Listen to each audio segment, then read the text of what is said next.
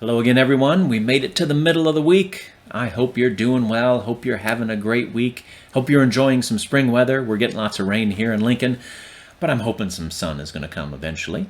I wanted to share a thought with you from one of my favorite books in the Bible. It's from John chapter 6, and it's an amazing story, one of the few stories that is included in all four of the Gospels. It appears in the Synoptics, Matthew, Mark, and Luke.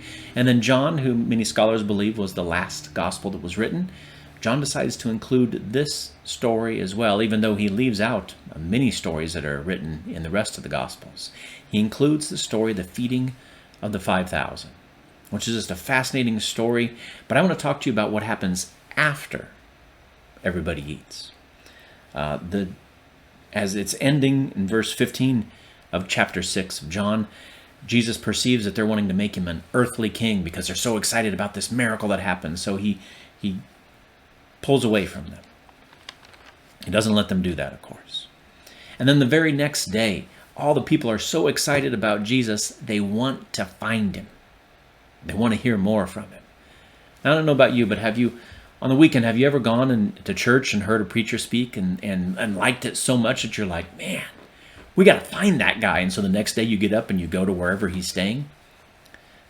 It probably hasn't happened. I'm a preacher and I haven't had too many people knocking on my door the next day after hearing me preach. But these folks wanted to be with Jesus. They wanted more from him. So he starts teaching them, starts preaching to them. He moves them beyond this idea of an earthly king to let them know that he came for heavenly reasons. He refers to himself as the bread of life. And they don't like that. In verse 41, it says they were grumbling about him because he said, I am the bread that came down from heaven. But Jesus keeps going. He keeps teaching them as to why he came. And goes so far as to verse 52, it says the Jews began to argue with one another, saying, how can this man give us his flesh to eat? Jesus said you have to eat his flesh, which of course, not being literal there, but they didn't understand the symbolism or exactly what it meant. And so they're arguing back and forth. Have you ever been at church where an argument begins when the preacher's talking? That's what's happening here. But Jesus continues to say that he's come from the Father and to show why he's there. And the people don't like it. So I want to share with you one of the saddest verses in all the Bible, and it's weird that it worked out this way, although John didn't put chapter and verse. That happened much later. But it's in John chapter 6, verse 66 of all verses and all numbering. Let me read it to you.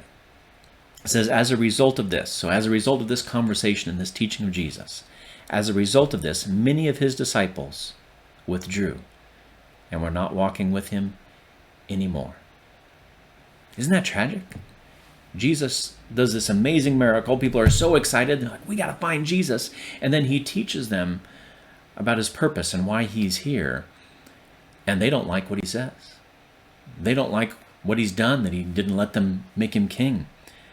And so it says many, not just of the crowd, but many of his disciples withdrew and walked with him no more. And then we have a very human verse here from Jesus. It's very touching when I read it, verse 67. Jesus said to the 12, so now many people are leaving, even disciples that have followed with him, they're leaving, so he turns to the 12. And Jesus said to the 12, do you want to go away as well? Wow. What a question from Jesus. He turns to those who he selected, those who are closest with him, but he's seeing tons of people leaving, and he goes, are you going to leave too? What a question. I think it's a question for all of us to ponder. What would cause, what is something that God could do or maybe could not do that would cause us to want to walk away? Is there something that could happen at church, the church that you're attending? Is there something that could happen there that would cause you to say, I'm out, I'm done, I'm walking away?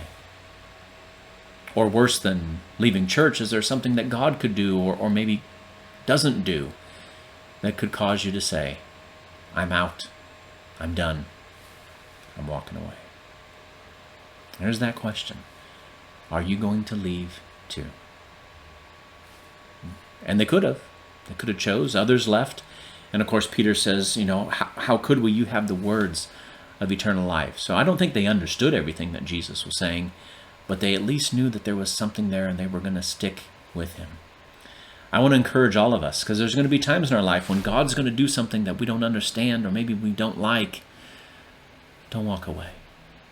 I want to encourage you that maybe something is going to happen at your church someday. A decision is going to be made that you don't like, you don't agree with. I want to encourage you. Don't walk away. Stay in.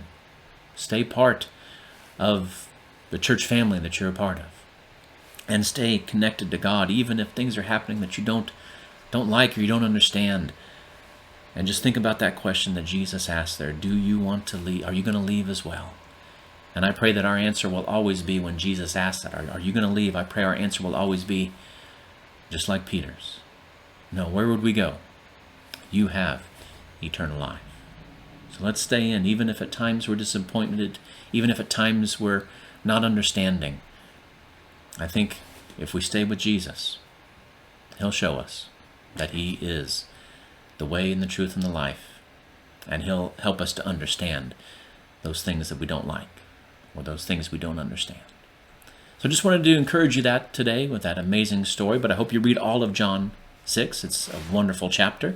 And I want to encourage you to join us this weekend. If you haven't been before, or if you have numerous times, I'd love to have you join us this week for worship at Piedmont Park, Seventh-day Adventist Church. We'll be there in person, and we'll also be online here on YouTube, so you can check us out either way.